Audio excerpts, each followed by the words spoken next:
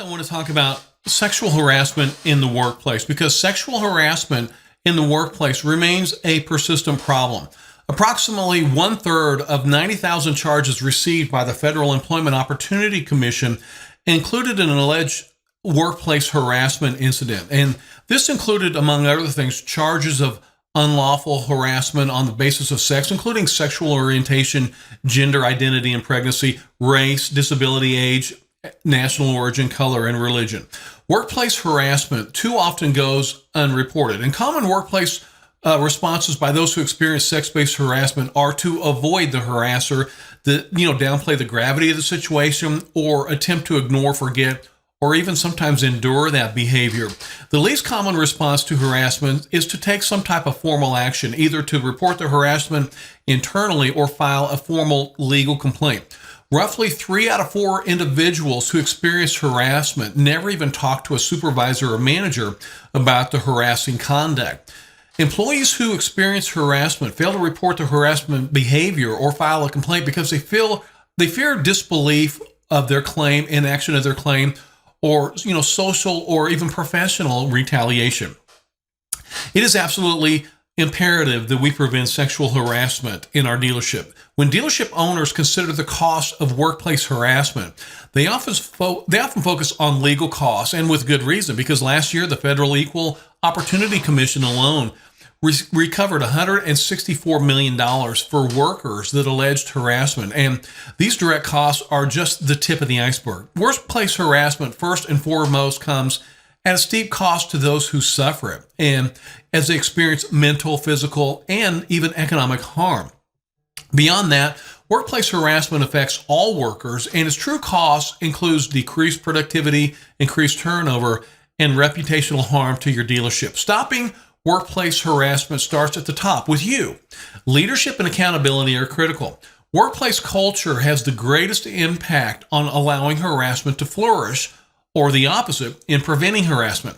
The importance of leadership cannot be overstated. Effective harassment prevention efforts and workplace culture in which harassment is not tolerated must start with and involve the highest level of management of your dealership. So whether it's you, the principal owner or partner, it is our responsibility. But a commitment, even from the top of your dealership, to a diverse, inclusive, and respectful workplace is not enough.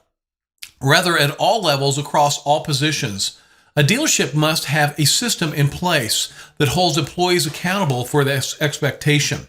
Accountability systems must ensure that those who engage in harassment are held responsible in a meaningful, appropriate, and proportional manner, and that those whose job it is to prevent or respond to harassment should be rewarded for doing that job well or penalized for failing to do that job well. Finally, leadership means ensuring that anti-harassment efforts are given the necessary time and resources to be effective. First of all, we've got to talk about training must change. And much of the training done over the last 30 years has not worked as a prevention tool. It's been too focused on simply avoiding legal liability. Effective training can reduce workplace harassment in your dealership and recognize that ineffective training can be unhelpful or even counterproductive. Training is most effective when tailored to a specific workplace, such as a dealership, and to different types of employees. When trained correctly, general managers and even sales managers in particular can be a dealership's most valuable resource in preventing and stopping harassment. We've got to take new and different approaches to training. They have to be explored. New models of training show promise for harassment training. Bystander intervention training, increasingly used to combat sexual violence, empowers coworkers and gives them the tools to intervene when they witness harassing behavior, and may show promise for harassment prevention. Workplace, what is known as civility training, that does not focus on eliminating unwelcome or offensive behavior based on characteristics protected under employment and non-discrimination laws, but rather on promoting respect and civility in the workplace generally, likewise, may offer solutions.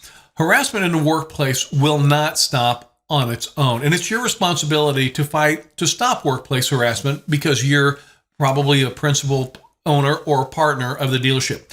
We can't be complacent bystanders and expect our dealership cultures to change themselves. For this reason, I want to suggest exploring the launch of an It's On Us campaign in the workplace. So let's talk about this for a moment. Originally, the It's On Us campaign was developed to reduce sexual violence in educational setting. The It's On Us campaign is premised on the idea that students, faculty, and campus staff were empowered to be part of the solution to sexual assault and should be provided as the tools and resources to prevent sexual assaults. And these same principles can absolutely be carried over into a dealership. So launching a similar It's On Us campaign in dealerships, large, small, urban, and rural, it's a pretty big goal, but doing so can transform the problem of workplace harassment from about being targets, harassers, and legal compliance into one in which coworkers, supervisors, clients, and customers all have roles to play in stopping harassment. Preventing harassment starts with leadership. Okay, leadership of you, your partners, your general managers. What steps can a dealership's leadership take to ensure that its dealership culture reflects the leadership values of not tolerating harassment and promoting civility and respect? Well, first, you as a leader, the owner or partner, must establish a sense of urgency about preventing harassment. You're going to need to take a visible role in stating the importance of having a dealership that is free of harassment. Be sure your employees know specific behaviors are not acceptable in the dealership. One way to communicate a sense of urgency is to conduct a survey of your dealership employees to determine whether employees fear that harassment exists in the dealership and is possibly tolerated. Your survey could be as simple as a document with 10 questions on topics such as if the employee has experienced harassment, or maybe if the employee has witnessed harassment, and asking the employee if they are aware of how to report harassment. It's recommended to conduct more than one survey and always ensure that your employees' responses are completely confidential. Or you may even want to conduct surveys with respondents remaining completely anonymous. A dealership must also have an effective policy on sexual harassment, procedures for reporting sexual harassment, and must conduct effective trainings on those policies and procedures. Anti-harassment policies must be communicated clearly to all dealership employees, and reporting systems must be implemented consistently. It is absolutely imperative that all training ensures that dealership employees are aware of how to report harassment. Another part of this program is accountability. Accountability must be demonstrated at all times. A dealership that has an effective anti-harassment program, including an effective reporting system, a thorough workplace investigation system, which sometimes may include an out-of-house professional investigator, and an appropriate corrective actions. And you need to communicate these policies to dealership employees. And it shows that the dealership is taking harassment very seriously. And this in turn means that more dealership employees will likely complain if they have experienced harassment or report harassment they observe, so that the dealership may deal with incidents more effectively. This creates a positive cycle that can ultimately reduce the amount of harassment that occurs in the dealership. And that is definitely our goal, to either reduce or completely eliminate harassment. Accountability also means employees of the dealership must be held accountable for their actions. General managers and sales managers must be held responsible for monitoring and stopping harassment by the dealership employees that they supervise and manage. Let's talk about reporting policies. Policies, reporting procedures, investigations, and corrective actions are essential components of the effort that dealerships must engage in to prevent harassment. Any effective dealership sexual harassment program begins with an anti-harassment policy. It is imperative that your anti-harassment policy is in writing. A dealership needs a stated policy against harassment that describes the behaviors that will not be tolerated in the dealership and the procedures to follow in reporting and responding to harassment. Employees in workplaces without policies report the highest levels of harassment, so we definitely need to have a policy in writing. Dealerships should also adopt a robust anti-harassment policy. You need to regularly train each employee on its content and vigorously follow and enforce that harassment policy.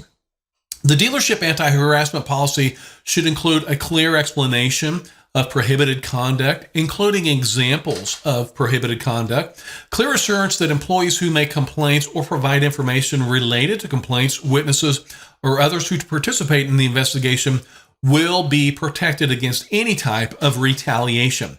A clearly described complaint process that involves multiple accessible avenues of complaint, assurance that an employer will protect the confidentiality of harassment complaints to the fullest extent possible. A complaint process that provides a prompt, thorough, and impartial investigation, and an assurance that the dealership will take immediate corrective action when it determines that harassment has occurred and respond appropriately to behavior which may not be legally defined as harassment, but which, left unchecked may lead to harassment. A dealership's policy should be written in clear, simple words in all languages used by employees of the dealership.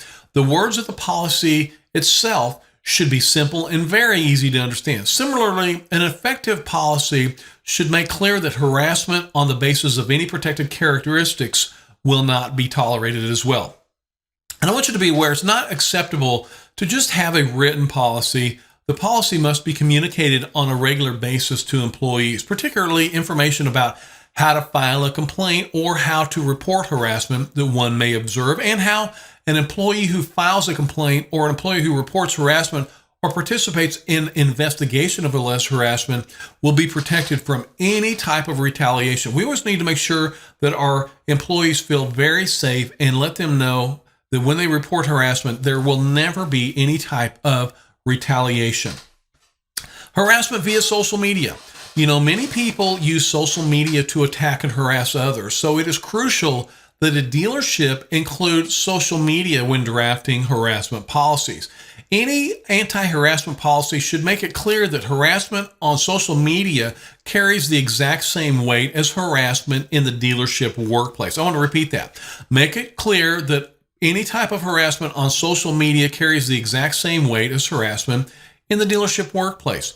Owners, general managers, sales managers with anti-harassment responsibilities should be wary of their social media connections with all employees.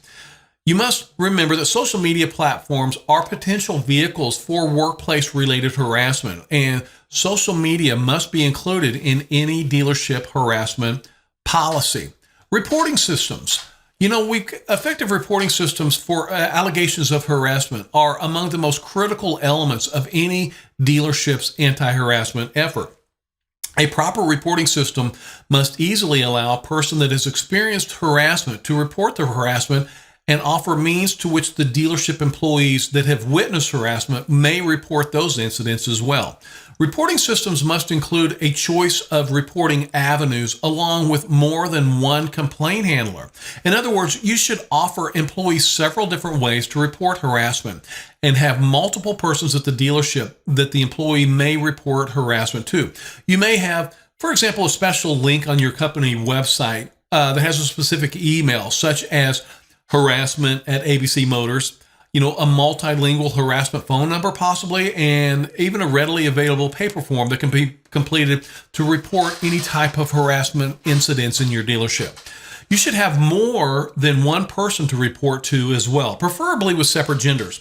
A person reporting harassment may feel more comfortable reporting the harassment incident to someone of the same gender. So if you can possibly have two different gender persons to report to, that will definitely be an advantage to your dealership. An effective and easy to use reporting system also communicates to employees that the dealership's commitment to the practices it has set forth in its anti-harassment policy. Also, we must keep in mind harassment investigations. Your reporting system must provide timely responses and investigations. Dealership harassment investigations should be kept as confidential as possible. Dealership employees must be feeling safe to express their views without fear of retribution. The privacy of both the accuser and the accused should be protected to the greatest extent possible.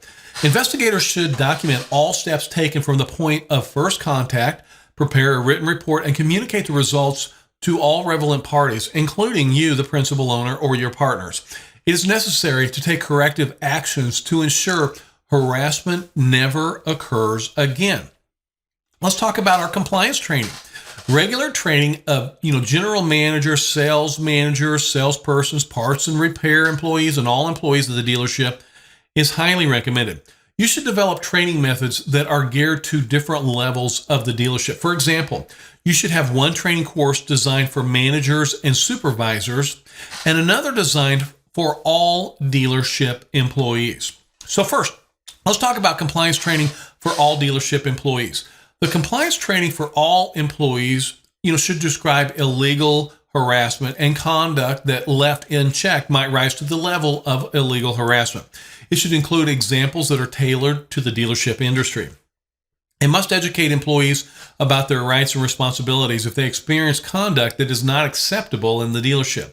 It must also describe in simple terms the process for reporting harassment. Remember, it's so important to be able to convey to our employees the process of reporting harassment that is experienced or observed, and explains the consequences of engaging in conduct that is unacceptable in your dealership. So that must be clearly in writing as well. But also, we need to have a separate compliance training for management.